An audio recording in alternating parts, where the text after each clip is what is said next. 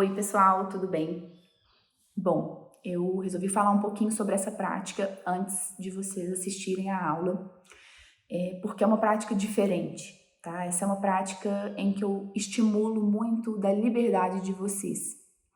Então, nós vamos trabalhar as tulipas, são 4 tulipas numa mesma cena. E aqui, a minha intenção é que a gente aplique as técnicas básicas que nós vimos até aqui.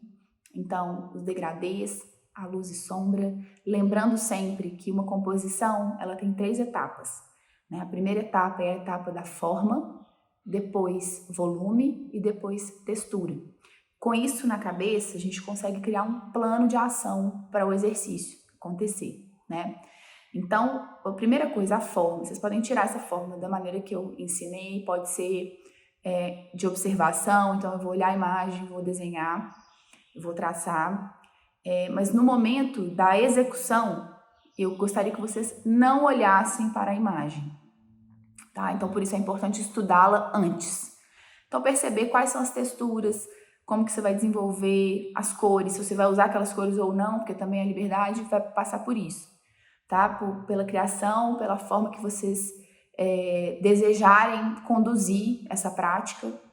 E por que isso é importante, né? Porque nós saímos de um curso muito estruturado, no sentido de limitação de técnicas, né? Eu não quero que vocês saiam daqui aprendendo a pintar tulipa, eu quero que vocês saiam daqui aprendendo a pintar qualquer coisa, né? E para isso a gente precisa ter liberdade, a gente precisa ter o domínio de técnica que vem com a prática, a gente já falou sobre isso. Mas é muito importante que vocês se atenham antes do exercício aos detalhes, então percebam, né, um pouquinho da escala de cores, o que eu vou usar, faça aquela prática da extração de cor, acho que é importante, para que você tenha uma referência, já que a imagem não será uma referência no momento da pintura, tá bem? Então, sintam-se livres para desenvolver o exercício, eu vou ensinar um passo a passo, vou entregar para vocês algumas ferramentas. E essas ferramentas, elas não são congeladas, são apenas meios de se executar o trabalho, tá bem? Mas se atentem aos detalhes também durante a pintura, percebam quais são as dificuldades que vocês têm na prática. Então, Lu, eu tô com muita dificuldade na sombra, tô com muita dificuldade na textura. Me apontem isso é importante para que a gente corrija, para que vocês entendam a dinâmica, né, da pintura. E aí, falando de sombra, eu vou dar um detalhe aqui importante, que é o seguinte: toda sombra, ela parte do tom original daquela área. Então, por exemplo, se eu vou fazer uma sombra num verde, essa sombra começa do verde, tá bem? Então, para eu escurecer o verde, o que eu posso trazer? Eu posso trazer um pouco do vermelho, eu posso trazer um pouco do azul, um pouco do marrom. Isso tudo vai ajudar a fechar a escala. E isso é importante. Na hora da sombra, é uma dificuldade que eu percebo nos demais exercícios que a gente já fez, é fundamental que vocês tenham essa compreensão da composição de cor. Apesar da gente não se aprofundar nisso aqui nesse curso, é muito bacana que vocês tenham essa compreensão. Então, Lu, quando eu for fazer a sombra, né, de onde eu vou partir? Você vai partir do tom original. Então, pega a base do tom, se for vermelho, né, como é que eu vou escurecer o vermelho? O azul, ele torna o vermelho um pouquinho mais roxo. Mas eu quero roxo? Não, eu quero um vermelho mais vinho, por exemplo. Então, eu coloco um pouquinho de marrom. Então, essas experimentações são fundamentais, são importantíssimas para que vocês consigam um equilíbrio. É uma prática muito gostosa, dá para aplicar em vários tipos de trabalho, várias flores, várias folhas. E outro ponto importante, lembrem-se, ao final desse curso, eu vou disponibilizar para vocês uma série de imagens que eu considero relevantes e interessantes para vocês trabalharem, com o intuito de que vocês sigam no aprendizado depois que o curso acabar, tá bem? Então é isso, vamos à prática, espero que vocês gostem, fiz com muito carinho e a gente vai se falando por aqui, tá bom? Um beijo. Bom, meninas, começamos a nossa prática, vamos trabalhar com as tulipas. Eu já tracei o desenho e agora eu não vou mais olhar para a minha referência, tá bom? Eu sei que eu tenho 2 tulipas de um tom, 2 tulipas de outro tom. eu sigo com aquele princípio do degradê. Então eu coloco os tons mais escuros primeiro e vou trazendo esse esfumaçado, né, entre os tons mais escuros. Vocês vão reparar aqui que enquanto as pétalas ainda estão úmidas, eu coloco um pouquinho mais de pigmento em alguns pontos que eu acho importantes. Outra coisa fundamental nesse tipo de prática, quando a gente tem flores com muitas pétalas, sempre alternar as pétalas. Vocês reparem que eu vou fazendo uma e outra espaçadamente, para que uma não invada a outra. Nesse caso, eu não quero expandir as manchas, né? Eu quero que elas fiquem localizadas em cada uma de suas áreas. Por esse motivo, eu estou fazendo as pétalas alternadas e dessa forma a gente consegue preservar as áreas por mais tempo, né? E aguardá-las secar para então seguir.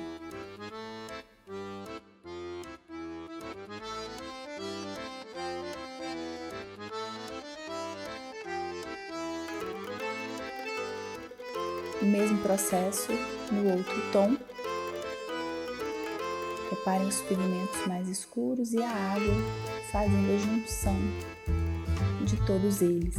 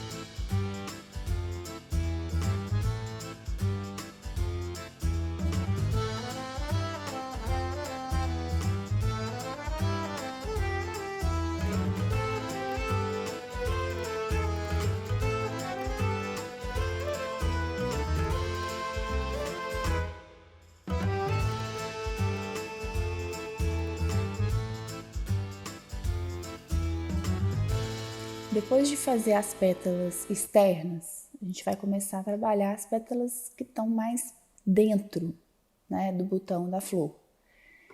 Então, reparem que eu uso a cor um pouco mais concentrada. Tento ao máximo preservar áreas mais claras, áreas brancas, para a gente conseguir esse contraste e, naturalmente, mais volume, ok? Então, aqui vocês vão reparar que eu vou trabalhar com essas pétalas alternadas, agora as mais de dentro, e sempre tentando propor um volume maior para que eu consiga uma distinção entre as pétalas.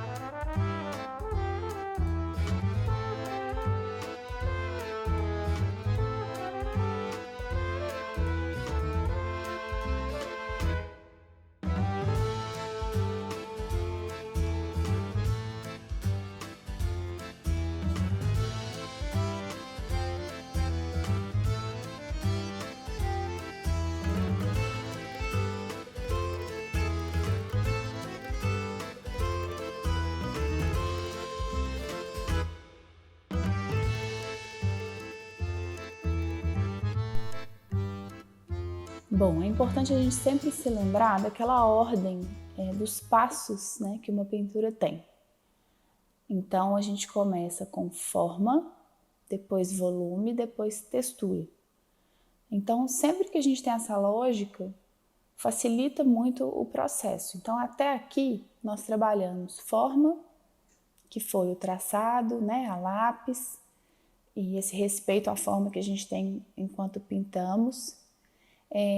Estou trabalhando nesse momento o volume, então, né, cuidando dessas áreas mais claras, outras mais escuras. E a gente então vai partir para a textura. Né? O que é a textura de uma pétala? São as pequenas marcações, são aquelas intenções que a gente tem de trazer um pouco daquela superfície, né? Do que tem naquela superfície que a difere das demais. Então, após trabalhar o volume, a gente vai entrar na textura, tanto nas pétalas quanto também nos caules e folhas. Na tulipa, essa parte, né, de textura é bastante evidente e por isso acho importante ressaltar aqui. E uma coisa curiosa, né, a gente sempre vai partir das técnicas mais molhadas para as técnicas mais secas. Os detalhes geralmente são feitos já com o pincel um pouco mais seco, um pouco mais contido, né, para a gente conseguir um pouco mais de controle. Então, também sempre pensar nessa lógica, porque facilita muito a dinâmica do processo.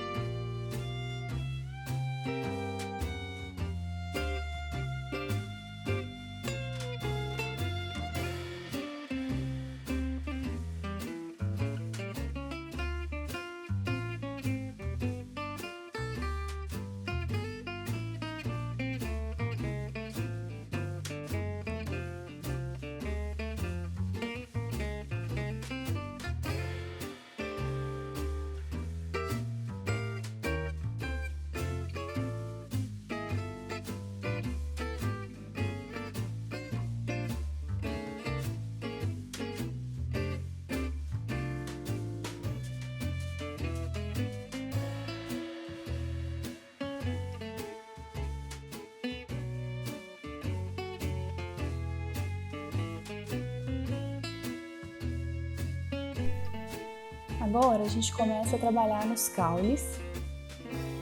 Com muito cuidado, o caule da tulipa ele costuma ser um pouco mais grosso, é um caule mais contido e também mais contínuo, né? Então ele tem uma massa bem presente, tem uma espessura maior do que os caules, né, de outros tipos de flor. Então é importante que a gente marque essa presença no momento da pintura. Reparem como aqui eu já estou levando em consideração o que está na frente, o que está atrás, então a gente precisa ter esse cuidado, por isso o desenho tem que ser muito bem feito, para nos ajudar nessa diferenciação de planos, certo? E depois que eu fiz o caule, eu começo a trabalhar nas folhas. Então, lembrem-se lá das nossas primeiras aulas, quase nunca a gente trabalha com tons puros. Então, desde sempre é legal misturar cores, mesmo que elas façam parte de uma mesma matiz. Então, aqui eu estou trabalhando com tons de verde, a água se torna um elemento fundamental para eu conseguir luminosidade. Então, reparem nessa pétala, nessa folha que eu acabei de fazer, né? Então, 2 pontos de cor unidos por água. E aí eu tenho luminosidade. Assim como nessa agora que eu vou fazer, ó, a mesmíssima coisa, né? eu tenho uma área mais escura, outra área mais clara e finalizo com outra área mais escura. Então isso me ajuda a trazer movimento, isso me ajuda a trazer um pouco mais de realidade para essa pintura. Lembrando sempre que enquanto a área estiver úmida, eu consigo colocar mais tinta.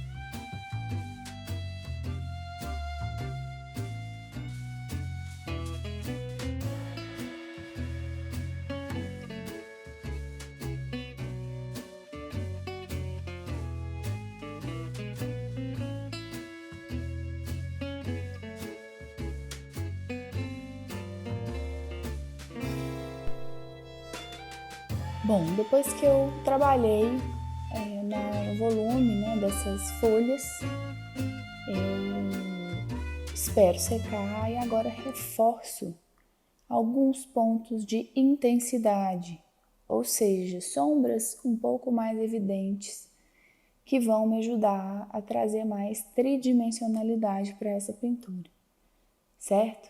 Então localizem, né, as folhas que estão por detrás das flores, as folhas que estão por detrás de outras folhas, para a gente tentar trazer esse contraste de uma forma mais presente.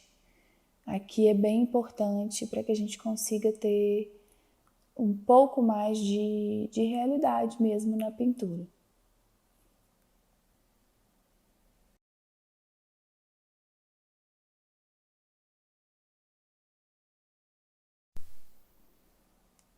Bom, pessoal, reparem que agora eu vou trazer um pouco mais de luminosidade para as pétalas. Então, o que eu faço? Com o pincel simplesmente molhado com água pura, eu vou suavemente limpar um pouquinho da tinta. Lembrem-se que a gente está falando de camadas muito leves, muito superficiais. Então, se você repetidamente colocar o pincel no papel de uma forma um pouco mais forte, esse papel pode se machucar, pode esfarelar, e aí não é bacana porque vai interferir no efeito final. Então aqui é uma delicadeza, só tirar um pouquinho do excesso, trazer um pouco mais de luz para que a gente consiga mais contraste.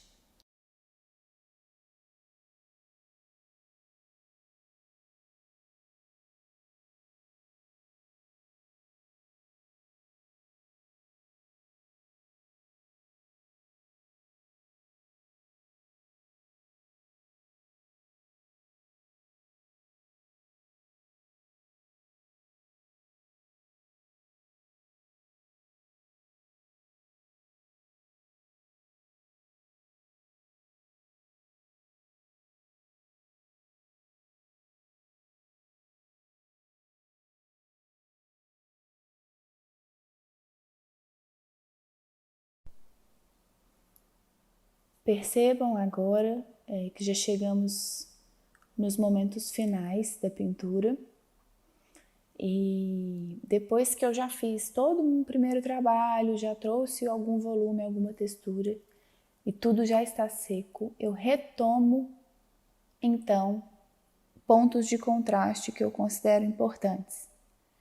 E aqui é muito interessante porque nessa etapa é que a gente começa realmente a enxergar essa diferença de planos, né? E por que disso agora? Porque aqui eu consigo usar tons mais escuros, eu já tenho uma definição do meu trabalho, eu já sei por onde eu posso passear, onde eu preciso escurecer, onde eu preciso clarear.